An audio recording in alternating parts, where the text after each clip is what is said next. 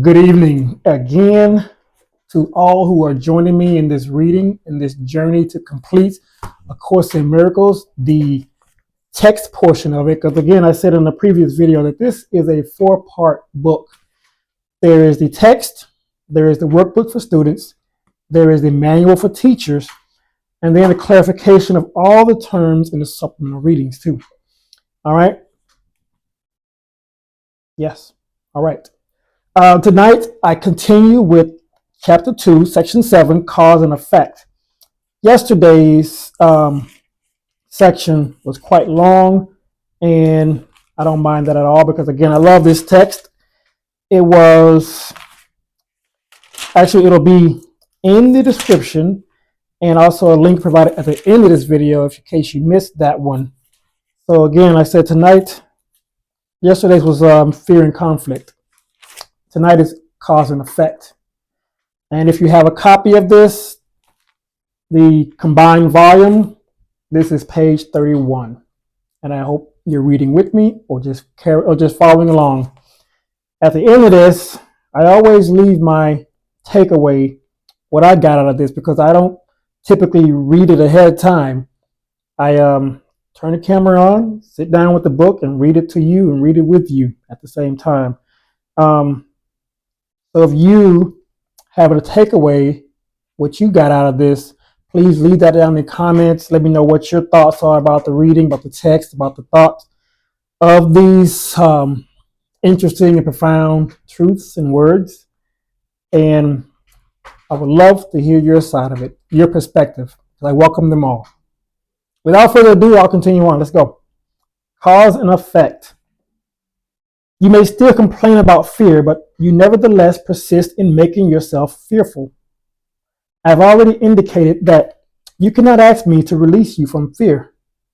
I know it does not exist, but you do not. If I intervene between your thoughts and their results, I will be tampering with a basic law of cause and effect, the most fundamental law that there is. I would hardly help you if I did. I would hardly help you if I depreciated the power of your own thinking. This would be in direct opposition of the purpose of this course. It is much more helpful to remind you that you do not guard your thoughts carefully enough. You may feel that at this point it would take a miracle to enable you to do this, which is perfectly true. You are not used to miracle-minded thinking, but you can be trained to think that way. All miracle workers need that kind of training. I cannot let you leave your mind unguarded, or you will not be able to help me. Miracle working entails a full realization of the power of thought in order to avoid miscreation. Otherwise, a miracle would be necessary to set the mind itself straight, a circular process that would not foster the time collapse for which I'll go back and read that one more time. Otherwise, a miracle would be necessary to set the mind itself straight. A circular process would not foster the time collapse for which the miracle was intended. The miracle worker must have genuine respect for true cause and effect as a necessary condition for the miracle to occur. Both miracles and fear come from thoughts. If you are not free to choose one, you would also not be free to choose the other. By choosing the miracle, you have rejected fear, if only temporarily. You have been fearful of everyone and everything. You are afraid of God, of me, and of yourself. You have misperceived and miscreated us and believe in what you have made. You would not have done this if you were not afraid of your own thoughts. The fearful must miscreate because they misperceive creation. When you miscreate, you are in pain. The cause and effect principle now becomes a real expediter although only temporarily. Actually, cause is a term properly belonging to God, and his effect is his Son.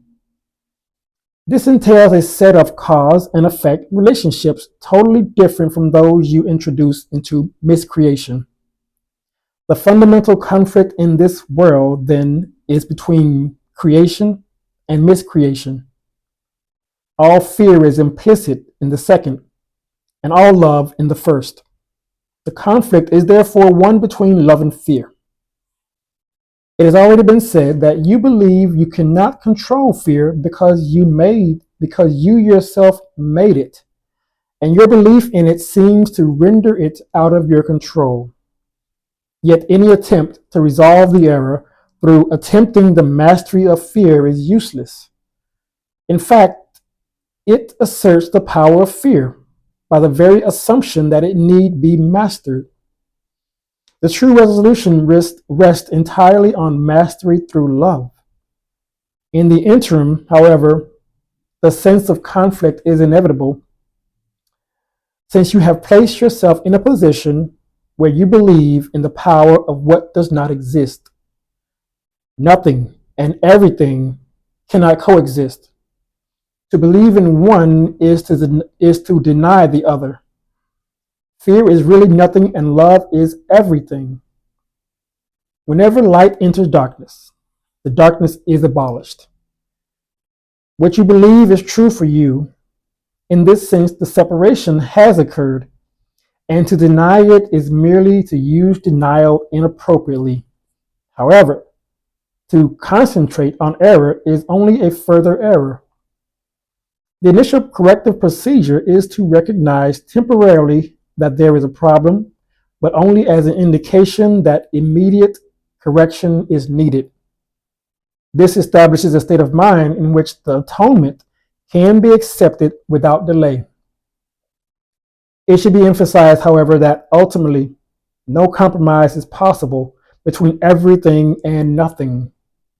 Time is essentially a device by which all compromise in the respect can be given up. It only seems to be abolished by degrees because time itself involves intervals that do not exist. Miscreation made this necessary as a corrective device. The statement, "For God so loved the world that he gave his only begotten Son, that whosoever believeth in him should not perish but have everlasting life," needs only one slight correction to be meaningful in this context. He gave it to his only begotten Son. It should especially be noted that God has only one Son. If all of his creations are his sons, everyone must be an integral part of the whole sonship. The sonship, in its oneness, transcends the sum of its parts. However, this is obscured as long as any of its parts is missing. That is why the conflict cannot ultimately be resolved until all the parts of the sonship have returned. Only then can the meaning of wholeness in the true sense be understood. Any part of the sonship can believe in error or incompleteness if he so chooses. However, if he does so, he is believing in the existence of nothingness. The correction of this error is the atonement. I've already briefly spoken about readiness, but some additional points might be helpful here. Readiness is only the prerequisite for accomplishment. The two should not be confused. As soon as a state of readiness occurs, there is usually some degree of desire to accomplish, but it is by no means necessarily undivided. The state does not imply more than a potential for a change of mind. Confidence cannot develop fully until mastery has been accomplished. We have already attempted to correct the fundamental error that fear can be mastered, and have emphasized that the only real mastery is through love. Readiness is only the beginning of confidence. You may think this implies that an enormous amount of time is necessary between readiness and mastery, but let me remind you that time and space are under my control. That completes section 7 of cause and effect. And one thing that stood out to me was when it said whenever light enters darkness, darkness is abolished. And I remember hearing somewhere where it says when you light a candle into a dark room, then you see that the darkness doesn't exist. It abolishes the light. And that has stood out to me, and that just reminded me, that part in here just reminded me of that.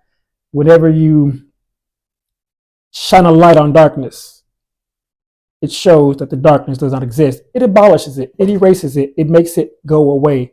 Um, that's just a metaphor, but it's actual continual steadiness upon that, shining the light on darkness until you completely release it from yourself. Let it go from yourself. That is my takeaway from that. That is my perspective of that. It may not be yours. It may not be everybody's, and I accept that, because this book right here shows everyone that we have perspectives of ourselves that are out of alignment with who we really are. What is your perspective? What is your takeaway from this? I love to hear it in the comments, so please let me know. Also, share this video, like and subscribe to catch up with the next one tomorrow. And I hope to see you soon. I hope to see you there. But I'll leave you with this reminder, as always, that this book is a course in miracles. And it is a required course, but the only thing that is not required is the length of time that you take to complete it. Thank you again for reading with me today, and I will see you again next time.